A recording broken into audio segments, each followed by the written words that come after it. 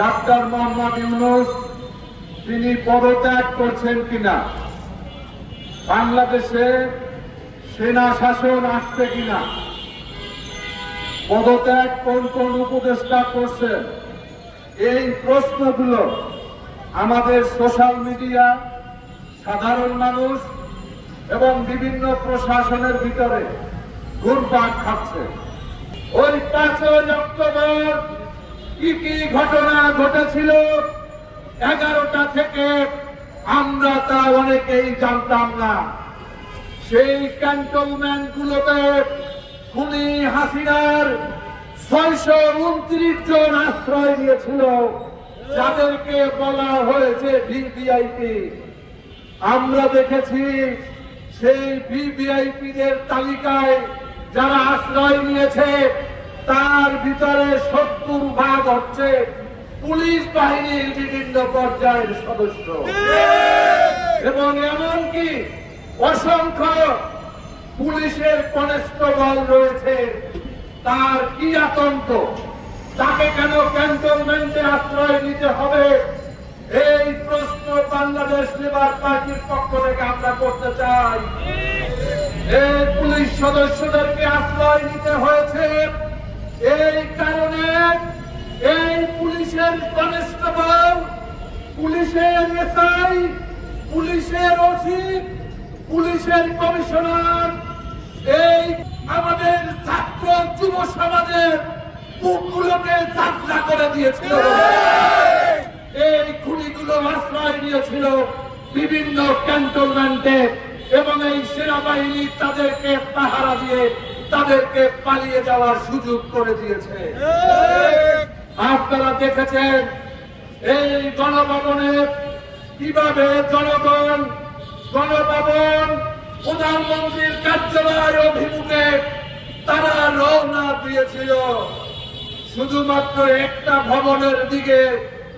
তখন হয়তো যুব সমাজ, ছাত্র সমাজ ভুলে গিয়েছিল ওই জায়গাটাও কিন্তু খুনি হাসিনার আর এক দোসর চুপ্পু মিয়া অপেক্ষা করতেছিলেন, তিনিও হয়তো পালিয়ে যাবেন, কিন্তু সেদিকে আমাদের ছাত্র যুব সমাজ যায়নি। আমরা এই ক্যান্টনমেন্ট থেকে যে খুনি হাসিনার বিদেশে পালিয়ে যাওয়ার ব্যবস্থা করে দেওয়া হয়েছে, আজকে সেনাপ্রধান আপনার তো নির্বাচন কবে হবে এই ডেডলাইন ঘোষণা করার আপনি কে? আপনাকে নির্বাচনের ডেডলাইন ঘোষণা করার জন্য আপনি দেশের আইন শৃঙ্খলা বজায় রাখার চেষ্টা করুন, আপনারা কোন বিশৃঙ্খলার চেষ্টা করবেন না। বাংলাদেশের দেশপ্রেমিক সেনাবাহিনীকে আমরা শ্রদ্ধা এবং স্যালুট জানাই। ওই 5 তারিখে আওয়ামী লীগের নেতা শেখ হাসিনা সহ আওয়ামী লীগের নেতা কর্মীদেরকে পালিয়ে যাওয়ার সুযোগ করে দিয়েছিল এই সেনাবাহিনীর সদস্যরা। তা না হলে গণভবনের মতো খুনি হাসিনাকেও খুঁজে পাওয়া যেত না। দীর্ঘ 17টি বছর বিএনপি, জামাত ইসলামী থেকে শুরু করে বিএনপির নেতৃত্বে অসংখ্য রাজনৈতিক দল আমরা আন্দোলন সংগ্রাম করেছি, কাঁধে কাঁধ মালিয়ে কথা বলেছি। সেই দলগুলো 5 তারিখের পরে যেন এক একটা দল অচেনা হয়ে গিয়েছে আমাদের সামনে।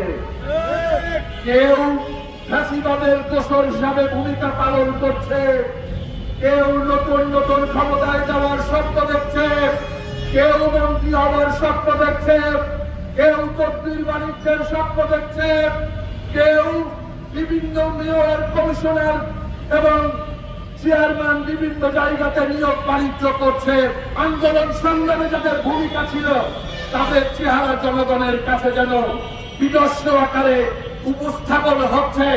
আজকে আমরা এই অন্তর্বর্তীকালীন সরকার, যে সরকারের গত 8ই আগস্টে এই বঙ্গভবনে গিয়ে শপথ অনুষ্ঠানে এই ডক্টর মোহাম্মদ ইউনূসকে শপথ করিয়েছি, আজকে আমরা তার বিরুদ্ধে স্লোগান দেওয়া শুরু করেছি। আমরা বাংলাদেশে একটি সুষ্ঠু গ্রহণযোগ্য একটি নির্বাচন চাই। আমরা খুনি হাসিনা 14, 18, 24-এ যেভাবে নির্বাচন করেছে ওরকম একটি নির্বাচন আমরা চাই না। আমরা খাই রাজনীতির অবসান চাই। আমরা লুটপাটের গণতন্ত্র চাই না। আমরা দখলবাজির গণতন্ত্র চাই না। আমরা চাই যে গণতন্ত্রে এদেশের মানুষকে চাকরির জন্য অফিসে গিয়ে অফিসের কাজের জন্য কোর্টে গিয়ে মামলার জন্য ঘুষ দিতে হবে না, তাকে হয়রানি হতে হবে না। আমরা এমন একটি বাংলাদেশ চাই বন্ধুরা। সংগ্রামী বন্ধুরা আমার, আজকে এই ডক্টর মোহাম্মদ ইউনূসের দৃষ্টি আকর্ষণ করে বলতে চাই, বিগত 5 তারিখে ফয়সালা হয়ে গিয়েছে। এদেশের 18 কোটি জনগণ আপনার পাশে আছে। আপনি ওই চেয়ার থেকে নড়াচড়ার কোনো চেষ্টা করবেন না, তাহলে আমরা 18 কোটি মানুষ আমরা সেই আবারও খুনি হাসিনার বাংলাদেশে আবার প্রতিষ্ঠার পর আবারও সুগম হবে। আমরা চাই না বাংলাদেশে আবার আওয়ামী ফ্যাসিবাদ ফিরে আসুক বন্ধুরা। আজকে আমাদেরকে শুধুমাত্র এই বক্তব্য বিবৃতি নয়, রাজপথে আবার অবস্থান নিতে হবে। আজকে আমি এনসিপির বন্ধুদের শুধু বলতে চাই, বন্ধুরা তোমাদের সেদিন আত্মত্যাগের কারণে, তোমরা এই গুলির মুখে চাপিয়ে পড়ার কারণে আজকে দেশের মানুষ মুক্ত হয়েছিল। তোমাদের রাজনৈতিক দল করতে হবে।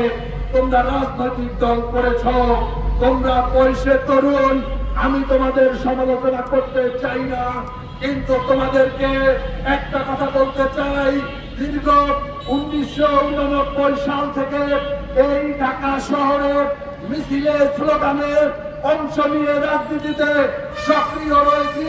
দীর্ঘ রাজনৈতিক অভিজ্ঞতার আলোকে বলতে চাই, তোমরা সবাইকে নিয়ে চলতে শেখো।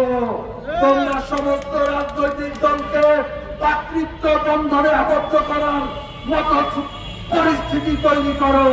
তোমরা সমস্ত রাজনৈতিক দলগুলোর কাছে তোমাদের প্রতিনিধি যাও, তোমরা গিয়ে তাদের পরামর্শ নাও। তোমরা আগামী দিনের রাজনীতিতে কিভাবে একটি ঠাই রাজনীতি মুক্ত, লুটপাটের গণতন্ত্র মুক্ত, এদেশের মানুষের 54 বছরের আকাঙ্ক্ষিত যেই বাংলাদেশ, যেই বাংলাদেশে ঘুষ থাকবে না, সুদ থাকবে না, এখানের মানুষের হয়রানি থাকবে না, মামলা বাণিজ্য থাকবে না, দ্রব্যমূল্যের নিয়ন্ত্রণ থাকবে, কৃষক তার পণ্যের মজুরি পাবে, শ্রমিক তার শ্রমের মজুরি পাবে, ন্যায্য মজুরি পাবে। সেই পরিবেশ তৈরি করার জন্য তোমরা বিভিন্ন দলের পরামর্শ নিয়ে তারপরে এনসিপিকে পরিচালনা করো। আমরা তোমাদের পাশে আছি। আমরা বিএনপির সাথে দীর্ঘ আন্দোলন সংগ্রামে আমরা বলেছি, আমরা একটি ক্ষুধা দারিদ্র্যমুক্ত, একটা ইনসাফ ভিত্তিক একটা গণকল্যাণ রাষ্ট্র প্রতিষ্ঠা করার জন্য আমার নেতা মওলানা মতিন যে মিশন শুরু করেছে, সেই মিশন আমরা সামনে এগিয়ে নিয়ে যেতে চাই। আমাদের ক্ষমতায় যাওয়া বড় কথা নয়, ক্ষমতায় আপনারা যান, কিন্তু বাংলাদেশে দখল বাণিজ্য করা যাবে না।